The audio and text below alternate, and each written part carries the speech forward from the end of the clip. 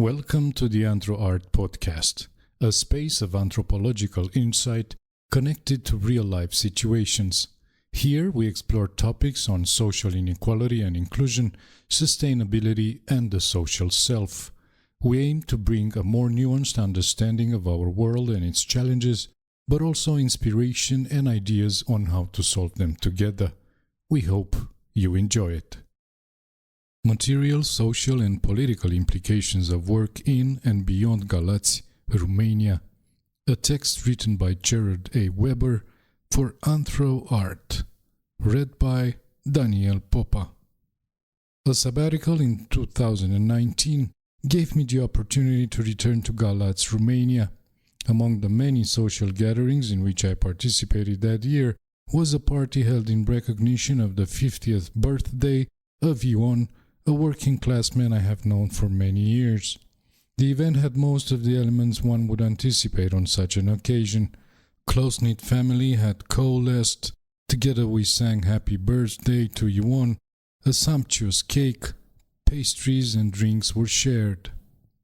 For me, an American anthropologist who had done research in Galați for nearly 2 decades and had for many years in the 1990s lived in other parts of Romania, teaching English in public schools, the celebration reminded me of the rich ceremonial life that exists in the country, of which I have countless fond memories. Yet there was one feature of the event that marked the extent to which life has changed in Romania over the years I had been there. Ion received video calls from 2 family members who could not be present given that the need for a living wage had taken them to great distances, one to Italy, the other to the United Kingdom. Of course, their calls were received with great joy. The barrier between Ion and his loved ones briefly lifted. Still, the bliss seemed only temporary. Once the contact ended, the kilometers separating us being reimposed. Not wanting to spoil the generally convivial atmosphere, I did not ask anyone how they felt about the absence of the two, not to mention that of other family members who were likely not present as well because work obligations had kept them away. At one point, though, Ion conveyed his sentiments to me on his own, likely due to the fact that one of the callers was his own son. "It's like your roots have been pulled out from under you," he admitted dejectedly. The party illuminated just one of the many effects of changes to the work lives of blue-collar men and women in Galați that I have observed over the years. In this presentation, I offer a very brief explanation of those changes and present 2 additional ethnographic sketches that further illustrate the impact they have had on workers in Galați. In doing this, I draw upon an approach to anthropological research on work that Rothstein had used in over 4 decades of ethnographic study of working-class families in Tlaxcala, Mexico, 2014. In her scholarship, people's work experience are analyzed for the insights they provide into material conditions, kin and communal relations, and political matters. Work, in other words, is a lens through which we can learn about the political, economic, and social conditions and transformations going on in a society, according to Rothstein. Here, I adopt a similar outlook on work. Characteristics of anthropologists. I have relied heavily upon participant observation in order to learn about work and many other elements of life in Galați. This has included engaging in informal interactions with people in a broad range of everyday settings. In addition to participating in numerous family festivities like Ion's birthday, I have sat with families over meals on more prosaic occasions, lived with a retired working-class couple on many visits to the city, joined friends over beer or coffee at local cafes, gone to church services upon invitation, chatted with friends and strangers on park benches, visited people in hospitals, gone on fishing trips, and a great deal more. Through such authentic interactions with people, occurring in the same place over repeated visits, unique insight is gained into people's concerns, aspirations, needs, frustrations, and more. Like other anthropologists, I have interwoven these glimpses into life in the city with knowledge gained from the life history interviews and other research methods. All told, a rare perspective on what it has meant to be working class in Romania following the end of socialism has emerged. Work in Romania has changed profoundly since the revolution that ended communist rule more than 30 years ago. The guaranteed positions that existed under that regime are long gone. For members of the working class, this transformation has been particularly jarring. The production facilities, where they dedicated years of hard labor, were in many cases entirely shuttered, as occurred with the wire, nails and chains company and the mechanical company for hydraulic equipment.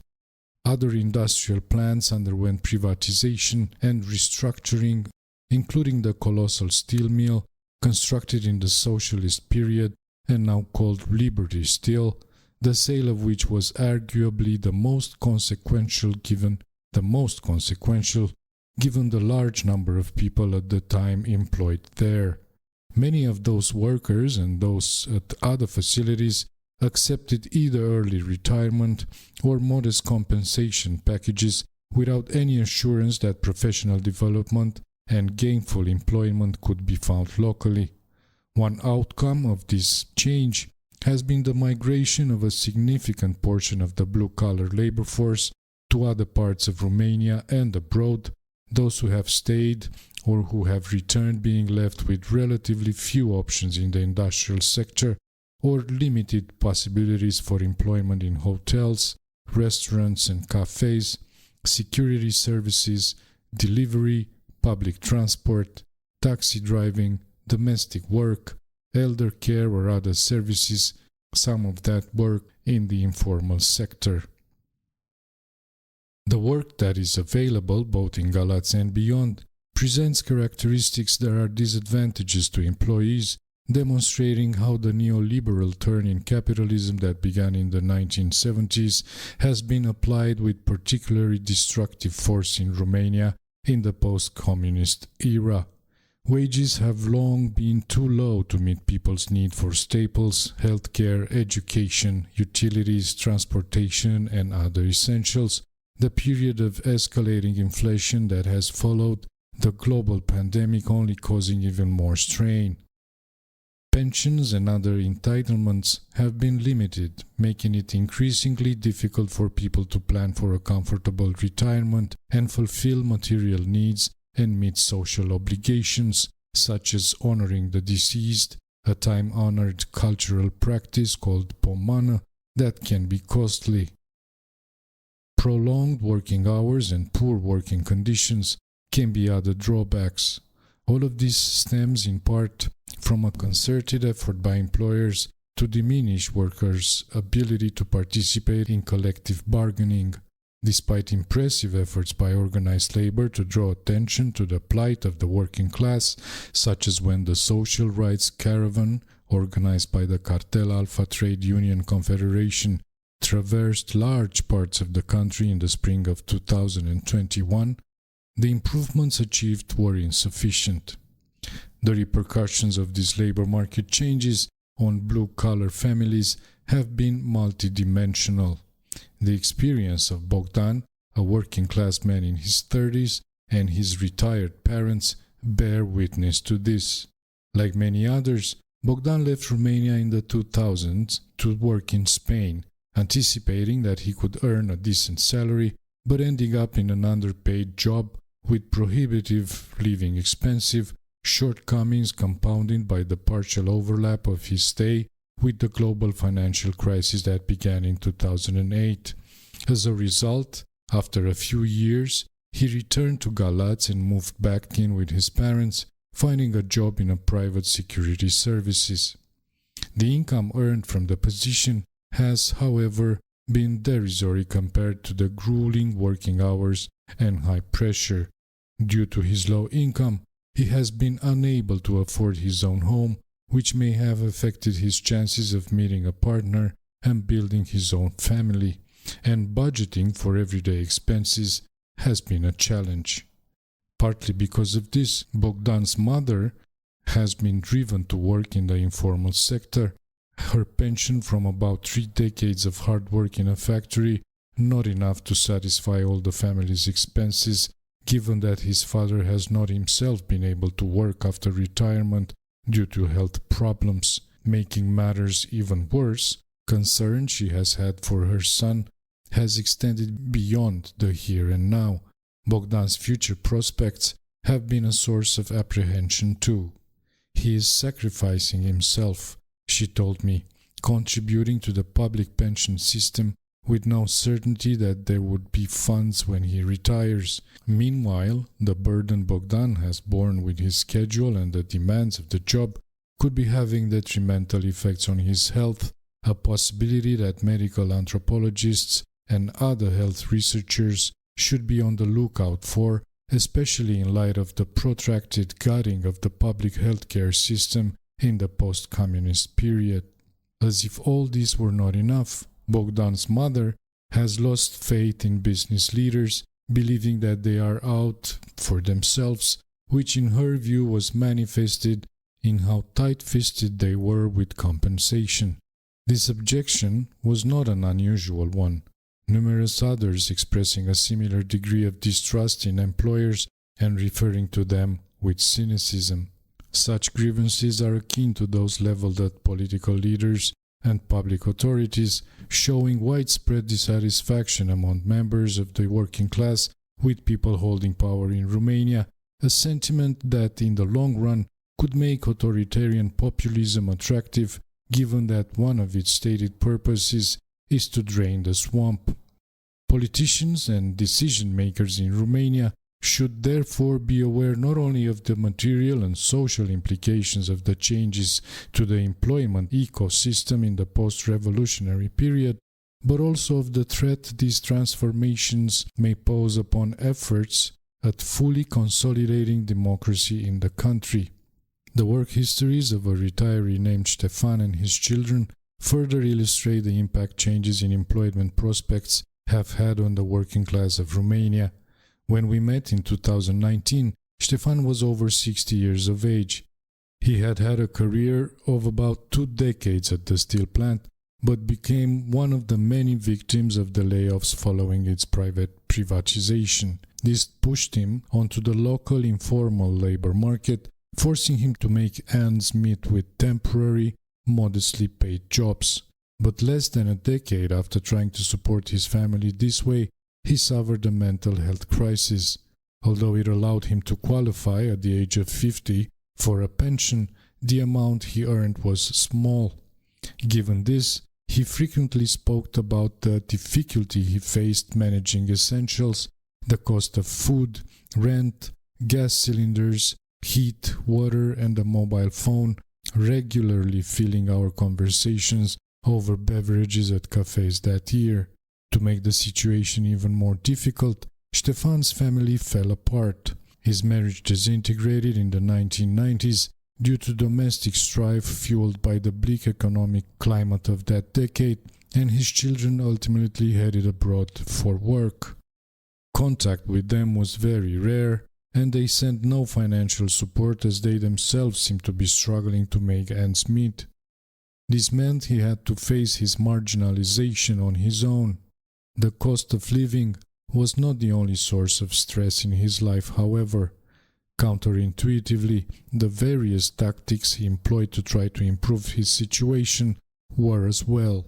They included doing day labor in construction, renovation, agriculture and delivery, work that could not be counted on and that was often very exhausting. Ștefan regularly waited for phone calls in the morning to find out if there was an opportunity for the day. He spoke of carrying 40 kilograms bags of cement up ladders in scorching heat, spending hours harvesting grapes and delivering large sacks of potatoes, at one point saying, "I don't know if I can take this anymore." And the pay was exploitative. From working in construction for a few hours a day, for example, he earned 20 lei, €4, too little to even buy credit for his mobile phone. Yet, Local businesses were aware that they could attract retirees to carry out such activities, as in many cases pensions were small and any extra income mattered to them.